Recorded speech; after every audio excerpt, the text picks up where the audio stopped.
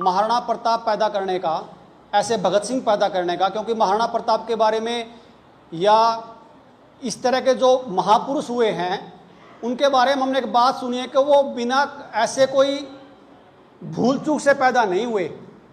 आप जब भी नरेंद्र भाई को सुनोगे, किसी को सुनोगे, तो एक गर्भ संस्कार का जिक्र आता है और गर्भ संस्कार में ये बताया गया है कि किस तरह बच्चे की तैयारी करनी होती है।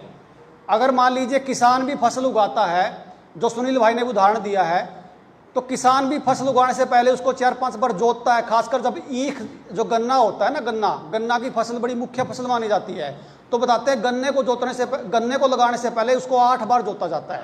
मतलब क्या है कि उसकी तैयारी करनी पड़ती है, ज़मीन की भी, पानी की भी, खुराक की भी।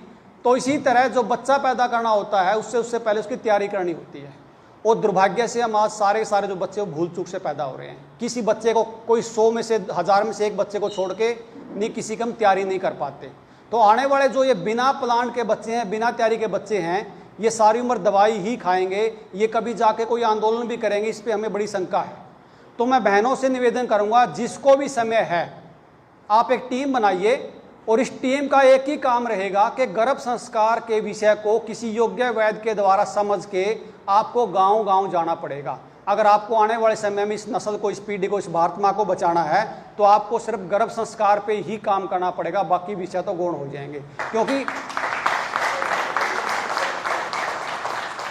जो शिवाजी के बारे में कहावत है, शिवाजी की माँ जो जीजाबाई थी, उसने कहा था कि मैं बच्चा पैदा नहीं करूंगी, क्योंकि उस समय मुगलों का शासन था। उसने उसको राजवैद्य को कहा था कि या तो मुझे ऐसे बच्चा पैदा करके दो जो इस भारतवर्ष पे राज करे, नहीं तो मुझसे बच्चा पैदा नहीं करना मुझे। ये बताते हैं कि उसको राजवैद्य को 22 वर्ष का समय लगा था शिवाजी को पैदा करने में। ऐसा नहीं था कि उसके बच्चे नहीं हो रहे थे, उसकी तैयारी में 22 साल लग गए थे। और जब शिवाजी पैदा हुआ तो उसने पानीपत आके, मतलब एक 76 राज इस देश पे किया था। तो ऐसे बच्चे जब तक हम पैदा नहीं कर पाएंगे, तब तक मुझे लगता कि हमारे बाद की जो पीढ़ी होगी, क्योंकि एक गैप बीच में आएगा, जो सब लगभग भूल चूक के हैं, उसमें से कुछ लोग बचेंगे, लेकिन आने वाली पीढ़ी को हमने बचाना पड़ेगा। और आयुर्वेद में कल वैद्य जी ने बहुत सारी चीज़ें बताई दी आपको। अब जो मूल विषय है जनता सरकार मोर्चा, इसमें मैं आपसे निवेदन ये भी करूंगा, जिस साथी को जितना समझ में आए उतना ही जाके आपको समाज में बताना है। मैंने अगर कोई बात कही है और उससे आप तनिक भर भी सहमत नहीं हो, तो आपने उस बात को एक बार के लिए रोक देना है। आपको जितना श्योर हो जाए। आपने एक चीज़ का और ध्यान रखना है, जो बात आप सुनो आपने उस पर स्वयं भी जरूर थोड़ा बहुत पढ़ना है, समाज में जाके देखना है। जब आपको बिल्कुल ये तय हो जाए कि ये बात 100% प्रमाणिक है, तभी आपने बोलना है। इस बात का हमें खासकर ध्यान रखना है, क्योंकि थोड़ा सा, मतलब ज़्यादा, कई बार अगर आपने किसी के हाथ द्वारा कोई बात बोल दी और वो बात कहीं आपको किसी गांव में देनी आ गई, तो आपकी जो क्रेडिबिलिटी है वो थोड़ी सी कम हो जाएगी। तो आप जिस बात के प्रति श्योर हो, जो बात यहाँ बताई जा रही है वो 200% प्रमाणिक हैं, इसमें कोई दो राय नहीं है, लेकिन आपने अपने उस सतर पे भी उसको एक बार थोड़ा सा डिफाइन कर लेना है। इतनी बात है। मैं एक बात, क्योंकि समय ज़्यादा नहीं है, कई बार हमें पूछते हैं बहुत सारे जाके, और आपके पूछने जी आपका जनता सरकार मोर्चा है क्या करना चाहते हो आप लोग। तो ये बात मेरे द्वारा तो नहीं, मैंने किसी वीडियो में सुनी थी। एक बार आचार्य चाणक्य को कोई पूछता है कि आचार्य जी आप करना क्या चाहते हो। तो आचार्य चाणक्य ने कहा, जो हम करना चाहते हैं ना, अगर हमने बता दिया तो आप हंसोगे। उसने कहा जी बताओ तो सही, करना क्या चाहते हो। उसने कहा हम अखंड भारत का निर्माण करना चाहते हैं। उसने कहा ना हमारे पास भूमि है, ना पैसा है, ना सेना है, ना राज्य है, लेकिन उसके बावजूद भी हम अखंड भारत का निर्माण करना चाहते हैं। उसने कहा जी आप तो सपना देख रहे हो। उसने कहा जी मैं सपना नहीं देख रहा, मैंने इसकी प्रतिज्ञा ली है। तो हमने प्रतिज्ञा ली है कि अखंड भारत का निर्माण करते रहेंगे।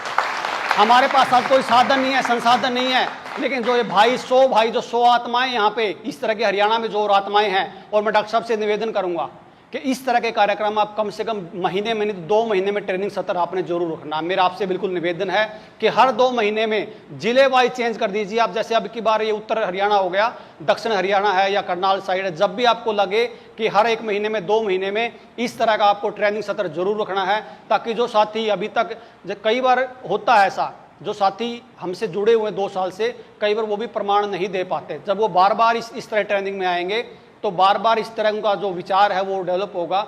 और तीसरी और आखिरी बात आयुर्वेद के बारे में, देखिए मैं किसी भी पैथी की बुराई नहीं करता, लेकिन कुछ कड़वी बातें कहने का अनुभव रखता हूँ। मैं बार बार एक निवेदन करता हूँ सबसे, जो प्रामाणिक है इस दुनिया की पत्ती वो आयुर्वेद है। आजकल एक जो शब्द बार बार सुनने को आता है नेचुरोपैथी, मैं आपको बिल्कुल ईमानदारी से कहना चाहता हूँ, उपवास जो विषय है वो आयुर्वेद का ही विषय है।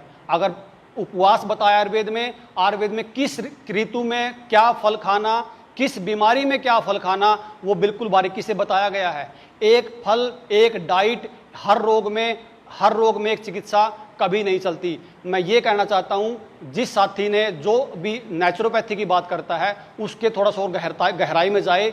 ये ना हो कि जिस तरह हम आज एलोपैथी के दंड भुगत रहे हैं, कभी कभी जाके इसके भी दंड भुगते हैं। क्योंकि मैंने कई बार आजमा के भी देखा है, और बहुत सारे जो बड़े चेहरे हैं इसके नेचुरोपैथी के, उनसे मेरी बात भी हुई है। इस तरह फंसते हैं कई बार कि हम समाज में चीज़ें बता नहीं पाते, ये बात भी आपने बतानी नहीं है। एक बार एलोपैथी से लेके आप कहीं ले आओ उनको, आप नेचुरोपैथी पे ले आओ, कहीं भी ले आओ, लेकिन मूल आयुर्वेद है। आप आयुर्वेद से मत भटकिए, कहीं ये ना हो कि हम एक कांटे भरे रास्ते से छोड़ के दूसरे कांटे भरे रास्ते चल पड़े। मूल में आयुर्वेद है। आपको हर बीमारी पे, हर मौसम पे, हर ऋतुचर्या पे, हर दिनचर्या पे, हर एक फल का क्या गुण धर्म है उस पर जाना पड़ेगा। हर चीज़ की, हर बीमारी की सबको एक चीज दवाई हम नहीं दे सकते। यह आयुर्वेद का मूल सिद्धांत है। इस बात पे आपने थोड़ा सा गहराई से चिंतन करना है। अब मैं निमंत्रण देना चाहूँगा संगठन के बारे में भाई नरेंद्र जी को, क्योंकि समय ज़्यादा नहीं है। नरेंद्र भाई आप आइए, संगठन के बारे में क्या करना बताइए।